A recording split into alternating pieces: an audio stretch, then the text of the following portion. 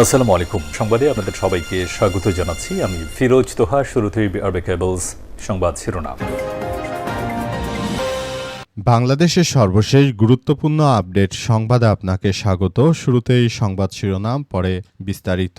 প্রথমেই জানাব, বাংলাদেশ কৃষি বিশ্ববিদ্যালয় শেষ 10 দিনে 4 হলে দফায় দফায় সংঘর্ষ, আহত অন্তত 18 জন। ব্যক্তিগত বিরোধকে কেন্দ্র করে বাংলাদেশ কৃষি বিশ্ববিদ্যালয় বা বাকিবিতে শেষ 10 দিনের ব্যবধানে 4টি আবাসিক হল ঘিরে কয়েক দফা সংঘর্ষের ঘটনায় ক্যাম্পাস জুড়ে উদ্বেগ দেখা দিয়েছে। ব্যক্তিগত বিরোধ, সামাজিক যোগাযোগ মাধ্যমের কথা কাটাকাটি এবং অঞ্চলভিত্তিক আধিপত্যের দ্বন্দ্বকে কেন্দ্র করে ধারাবাহিকভাবে সংঘর্ষ, ধা পাল্টা ধা, ইটপাটকেল নিক্ষেপ, ভাঙচুরের ঘটনায় অন্তত 18 জন শিক্ষার্থী ব্যাপকভাবে আহত হয়েছে। এরপর জানাবো, বিরোধী দলের নেতারা শেখ হাসিনার ভাষায় কথা বলছেন অভিযোগ মির্জা ফখরুলের। বিরোধী দলের নেতাকর্মীরা নাকি শেখ হাসিনার ভাষায় কথা বলছে বলে মন্তব্য করেছেন স্থানীয় সরকার পল্লী উন্নয়ন ও সমবায় মন্ত্রী, বিএনপির মহাসচিব মির্জা ফখরুল ইসলাম। জাতীয় প্রেস ক্লাবে জুলাই গণ অভ্যুত্থানের দ্বিতীয় বর্ষপূর্তি উপলক্ষে এক আলোচনা সভায় এসব কথা বলেন ফখরুল। এদিকে জুলাই বিপ্লব ফরাসি বিপ্লবের চেয়ে কোনো অংশে কম নয় বললেন বিএনপির সিনিয়র যুগ্ম মহাসচিব এবং প্রধানমন্ত্রী তারেক রহমানের রাজনৈতিক উপদেষ্টা অ্যাডভোকেট রুহুল কবির রিজভী।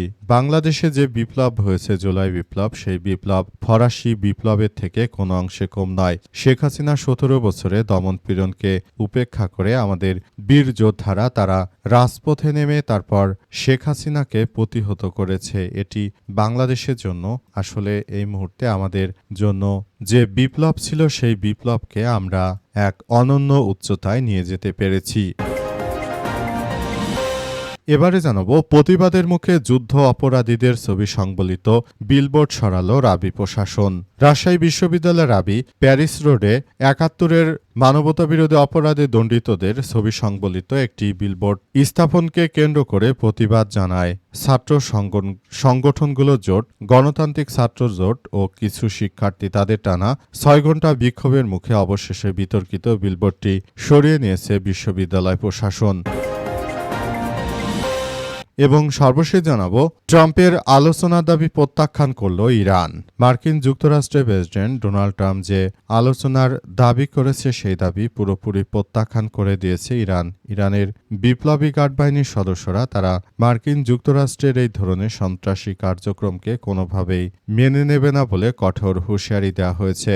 যুক্তরাষ্ট্রকে দেখে নেওয়ার হুঁশিয়ারি দিয়েছে ইরানের বিপ্লবী গার্ড বাহিনীর সদস্যরা। 2 দিন পর পর ইরানের বুকে আক্রমণ চালিয়ে মার্কিন যুক্তরাষ্ট্রের প্রেসিডেন্ট ডোনাল্ড ট্রাম্প যে সন্ত্রাসী কার্যক্রম শুরু করেছে, সেটা আসলে কোনোভাবেই গ্রহণযোগ্য নয় বলে জানিয়েছে ইরানের বিপ্লবী গার্ড বাহিনীর সদস্যরা। তারা জানিয়েছে যে যুক্তরাষ্ট্রের এই অন্যায্য আবদার আমরা কোনোভাবেই মেনে নেব না। আমরা আসলে বিষয়গুলোকে খুবই গুরুত্ব সহকারে দেখভাল করব। প্রিয় দর্শক, এতক্ষণ শুনছিলেন সংবাদ শিরোনাম, এবারে বিস্তারিত।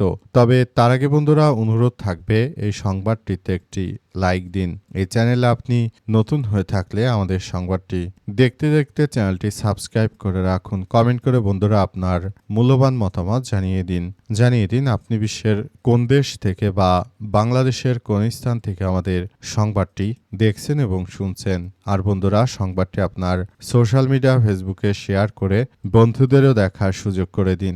গাজা যুদ্ধে আপনি যদি নিরীহ ফিলিস্তিনিদের ভালোবেসে থাকেন বন্ধুরা, কমেন্টে ইয়েস লিখে পুরো বিশ্ববাসীকে আমাদের এই তাজা আপডেটটি দেখার সুযোগ করে দিন। এবারে বিস্তারিত। শেষ 10 দিনে 4 হলে দফায় দফায় সংঘর্ষ, আহত অন্তত 18 জন। ব্যক্তিগত বিরোধকে কেন্দ্র করে বাংলাদেশ কৃষি বিশ্ববিদ্যালয় বা বাকিবিতে শেষ 10 দিনে 4টি আবাসিক হলে দফায় দফায় ব্যাপক সংঘর্ষের ঘটনা ঘটেছে। এই সংঘর্ষের তীব্রতা এত তীব্র থেকে তীব্র হয়েছে যে সবকিছু আসলে এক ধ্বংসস্তূপে পরিণত হয়েছে। অনেকেই এলাকার আধিপত্য বিস্তারকে কেন্দ্র করে বিভিন্ন অঞ্চলভিত্তিক যে আধিপত্য আধিপত্যবাদ চলছে সেগুলোকে তারা আসলে পর্যায়ক্রমে এটি করার মধ্য দিয়ে এগিয়ে যাচ্ছিল।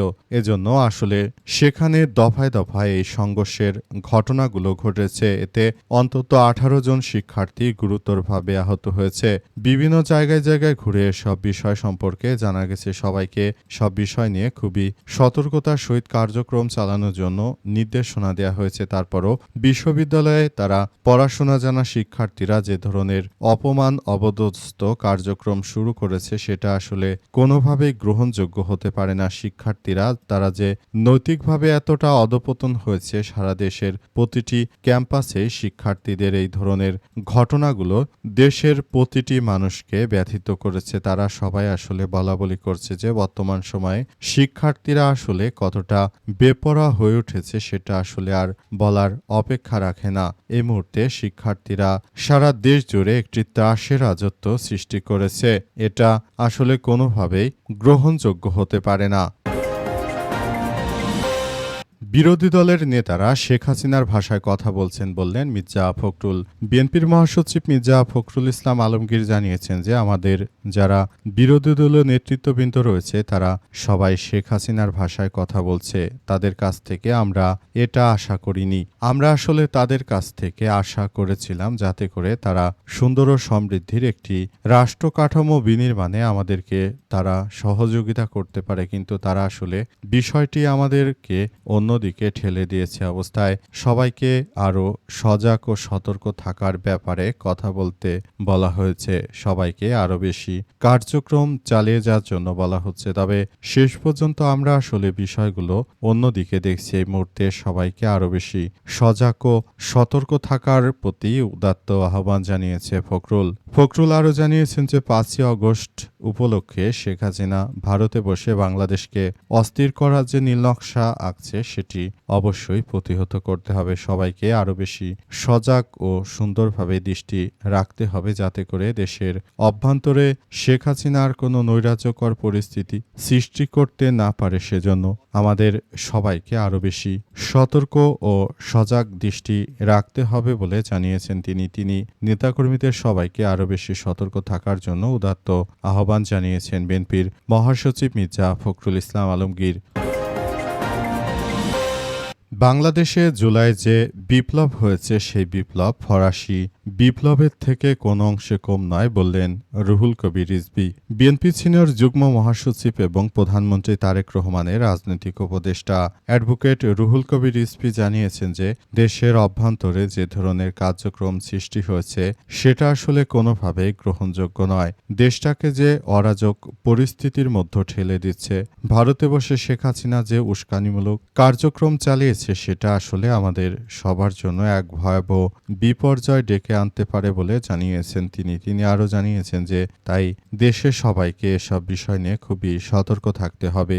শিক্ষার্থীরা আমাদের জুলাই আন্দোলনের মাধ্যমে যেভাবে তারা নিজের বুকের তাজা রক্ত দিয়ে আমাদের ক্ষমতা আসার সুযোগ করে দিয়েছে, এই বিপ্লবকে আপনারা কোনো অংশেই ফরাসি বিপ্লবের থেকে কম মনে করবেন না। কারণ এই বিপ্লবে অসংখ্য মানুষ নিজের জীবনের বিনিময়ে এক স্বৈরাচারকে পতন করিয়েছে। আর এখানে এর থেকে বড় পাওয়া আমাদের জন্য আর কি হতে পারে? আমরা যারা জেল হাজতে ছিলাম আমাদেরকে তারা ক্ষমতায় বসিয়েছে, এর থেকে আর বড় পাওনা কিছুই হতে পারে না। তাই আমি আপনাদেরকে উদাত্ত আহ্বান জানাবো যে আপনারা বিষয়গুলো খুব গুরুত্ব সহকারে দেখবেন এবং যারা জুলাই বিপ্লবে অংশগ্রহণ করেছে তাদেরকে আপনারা সর্বাত্মকভাবে সহযোগিতার মধ্য দিয়ে নতুন একটি সমৃদ্ধির রাষ্ট্র কাঠামো গড়ে তুলবেন সেই প্রত্যাশা করেছেন বিএনপি সিনিয়র যুগ্ম মহাসচিব অ্যাডভোকেট রুহুল কবির রিজভী। প্রতিবাদের মুখে যুদ্ধ অপরাধীদের ছবি সংবলিত বিলবোর্ড সরালো রাবি প্রশাসন। জুডিশিয়াল কিলিং করে হত্যা করা হয়েছে বিএনপি নেতা সালাউদ্দিন কাদের চৌধুরী।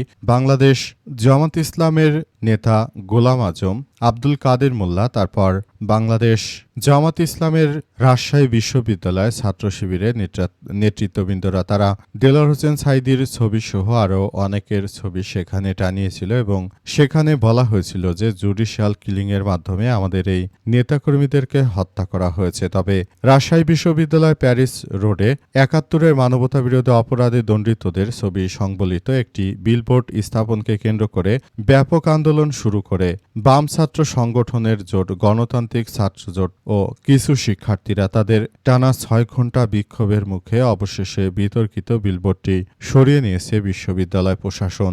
বিশ্ববিদ্যালয় প্রশাসনের পক্ষ থেকে বলা হয়েছে যে এটি আসলে যারা যুদ্ধ অপরাধী ছিল তাদেরকে আর কোনোভাবেই ছাড় দেওয়া হবে না। সবাইকে যার যার জায়গা থেকে আরও বেশি কার্যক্রম চালিয়ে যাওয়ার ব্যাপারে সবাইকে কথা বলতে হবে। আসলে মূল বিষয়গুলো নিয়ে সবাইকে আরও বেশি সতর্ক থাকার জন্য বলা হচ্ছে।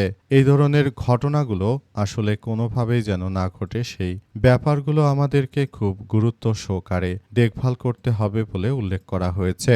এরপরই জামাতের এই বিতর্কিত নেতাদের ছবিগুলো সরিয়ে দিতে বাধ্য হয় বিশ্ববিদ্যালয় প্রশাসন।